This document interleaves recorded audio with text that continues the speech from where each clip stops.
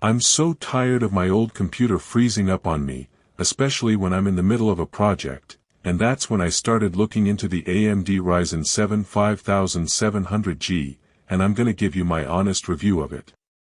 I'm just a tech reviewer, I don't work for any company, and I'm here to give you the lowdown on the latest gadgets, in this case, the AMD Ryzen 7 5700G, and in this video, we're gonna cover the build quality, how it performs in real-world use, some of its weaknesses, and finally, whether or not it's worth your money.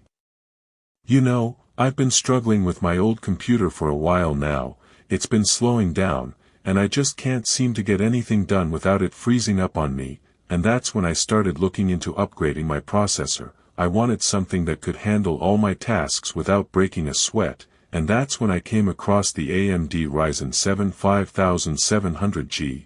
I bought this myself, it's not sponsored, and I was excited to see if it could solve my problems. When I unboxed the AMD Ryzen 7 5700G, I was impressed by the packaging. It's compact, and it comes with the AMD Wraith Stealth cooler, which is a nice touch. The processor itself feels solid, it's got a nice weight to it, and it looks pretty sleek. I was a bit concerned about the installation process, but it was actually pretty straightforward. One thing that stood out to me was the cooler. It's really quiet, and it does a great job of keeping the processor at a safe temperature. I was genuinely impressed by the build quality, it feels like a premium product.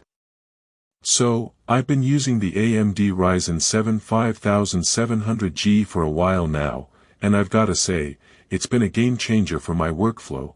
I can have multiple applications open at the same time, and it doesn't even flinch. I've been using it for video editing, and it's handled 4K footage with ease. I've also been using it for gaming, and it's been able to handle 1080p gaming without any issues. One thing that surprised me was the integrated graphics. They're actually pretty good. I was able to play some of the latest games without needing a separate graphics card. Of course, it's not perfect. I've noticed that it can get a bit hot when I'm pushing it to its limits, but that's to be expected, and the cooler does a great job of keeping it under control. Another thing I've noticed is that it's really power efficient. I've been able to get a full day's work out of it without needing to recharge, which is great for when I'm on the go.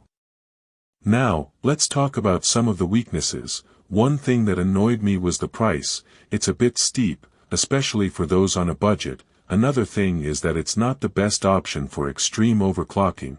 It's got a pretty high clock speed, but it's not the most overclockable processor out there. And finally, the integrated graphics, while good, are not as powerful as a dedicated graphics card, so if you're a serious gamer, you might want to look elsewhere. I'll link a budget alternative in the description for those who are interested. You should buy this if you're a content creator, or a gamer who wants a powerful processor that can handle 1080p gaming without breaking a sweat. On the other hand, you should not buy this if you're on a tight budget, or if you're a serious gamer who needs a dedicated graphics card. Personally, I've been really happy with the AMD Ryzen 7 5700G, and I've decided to keep it as my main processor. It's been a huge upgrade over my old computer, and it's allowed me to get so much more work done. If you're interested in checking out the AMD Ryzen 7 5700G for yourself, I'll have an Amazon affiliate